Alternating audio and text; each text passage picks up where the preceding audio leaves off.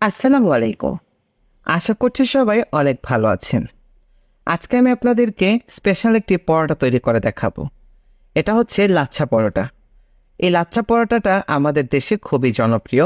হোটেলগুলোতে available পাওয়া যায়। কিন্তু ঘরেই কিন্তু খুব সহজে এটা তৈরি করা যায়।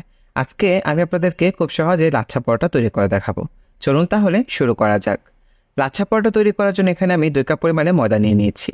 এর মধ্যে দিয়ে দিচ্ছি 1/4 টিস্পুন এলাচের গুঁড়া, চাইলে এটা স্কিপ করতে পারেন। আর দিয়ে দিচ্ছি স্বাদ মতো লবণ। এবার এগুলোকে একত্রে হাত দিয়ে খুব ভালো করে শুকনো অবস্থায় একটু মিশিয়ে নিচ্ছি। এবারে নিয়ে নিচ্ছি 3 টেবিল চামচ পরিমাণে সয়াবিন তেল। সয়াবিন তেলের পরিবর্তে ঘি কিংবা বাটারও দেওয়া যাবে। এবারে হাত দিয়ে এগুলোকে খুব ভালো করে ঘষে ঘষে মেখে নিচ্ছি। ঘি কিংবা বাটার দিলে এর স্বাদটা আরও অনেক গুণে বেড়ে যাবে।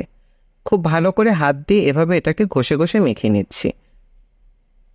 এটা কিছুটা এরকম হবে। এবার আমি এখানে পানি নিয়ে নিলাম। অল্প অল্প করে পানি দিব আর সুন্দর একটা ডো তৈরি করে নেব।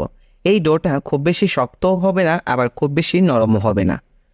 তো একবারে বেশি পানি দিয়ে দিবেন না, অল্প অল্প করে পানি দিবেন আর এভাবে ডো করে নেবেন। আবার একটু পানি দিয়ে দিচ্ছি। তো এইভাবে অল্প অল্প করে পানি দিয়ে আমি ডোটাকে তৈরি করে নিব। আমার ডোটা অলমোস্ট প্রায় শেষের পথে হয়ে গিয়েছে। আর একটু মথে নিচ্ছি। এইবার এই ডোটাকে আমি 10 মিনিট রেস্ট এর জন্য রেখে দিব। এই 10 মিনিটের মধ্যে আরেকটা কাজ করে ফেলা যাক। এখানে আমি আবারও 1/3 কাপ পরিমাণে সয়াবিন তেল নিয়ে নিলাম। এর মধ্যে দিয়ে দিচ্ছি 2 টেবিল চামচ পরিমাণে কর্নফ্লাওয়ার। কর্নফ্লাওয়ার যদি একান্তই না থাকে সেক্ষেত্রে এখানে 2 টেবিল চামচ পরিমাণে ময়দাও দেওয়া যাবে। তো এটাকে আমি খুব ভালো করে চামচ দিয়ে এভাবে নেড়ে মিশিয়ে একটা সাইডে রেখে দিব। আবার 10 মিনিট হয়ে গিয়েছে। তো 10 মিনিট পরে আমি এখন এই ডোটাকে একটা খোলা সারফেসে নিয়ে নিলাম। ডোটা এখন আরেকটু নরম হয়ে গিয়েছে। এই জন্যই আগে বলেছিলাম খুব বেশি নরম আবার খুব বেশি শক্ত করে ফেলা যাবে না। তো এখন আমি এই ডো থেকে রুটি করার জন্য লেচি করে নিলাম। এইবার আমি এখন বড় একটা পাতলা রুটি করে নিব। তো এভাবে করতে সমস্যা হলে অল্প একটু ময়দা ছিটিয়ে দিয়ে রুটিটা করতে পারেন। তো আমি একটু পাতলা রুটি করে নিব আর একটু বড় সাইজের করে নিব। তো দেখুন আমার বড় একটা পাতলা সাইজের রুটি হয়ে গিয়েছে। এখন আমি যে মিশ্রণটা তৈরি করে রেখেছিলাম কর্নফ্লাওয়ার আর তেলে, সেখান থেকে 1 চা চামচ দিয়ে দিলাম। দিয়ে হাত দিয়ে এভাবে ভালো করে নেড়ে এর গায়ে লাগিয়ে দিচ্ছি। এইবার একটা পিৎজা কাটারের সাহায্যে আমি দেখুন কি করছি। এভাবে করে রুটিটাকে কেটে দিতে হবে লাইন বাই লাইন।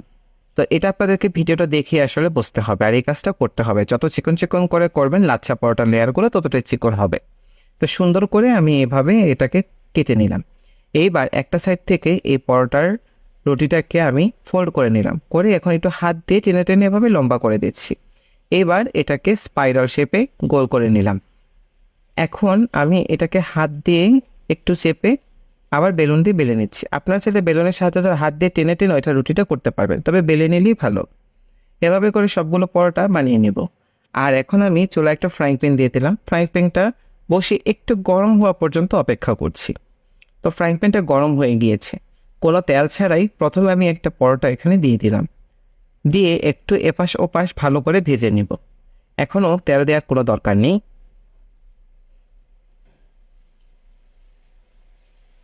তো দেখুন একটা পাশ একটু হালকা ভাজা হয়ে গিয়েছে।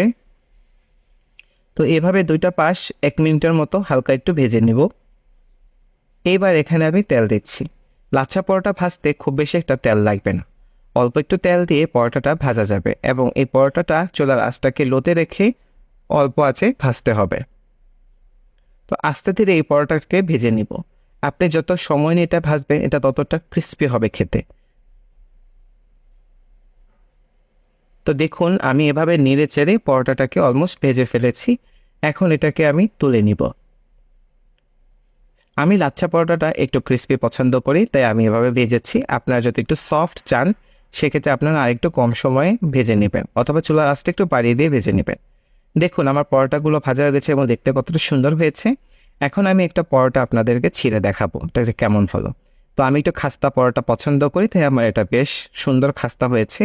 আর এটাকে বেশ কিছুক্ষণ রেখে দিলে আরও নরম হয়ে যাবে। তো যার যেরকম পছন্দ সেরকম করে নেবেন। আশা করছি আমার আজকের রেসিপিটা আপনাদের ভালো লেগেছে। সবাই অনেক বেশি ভালো থাকবেন, সুস্থ থাকবেন। আল্লাহ হাফেজ।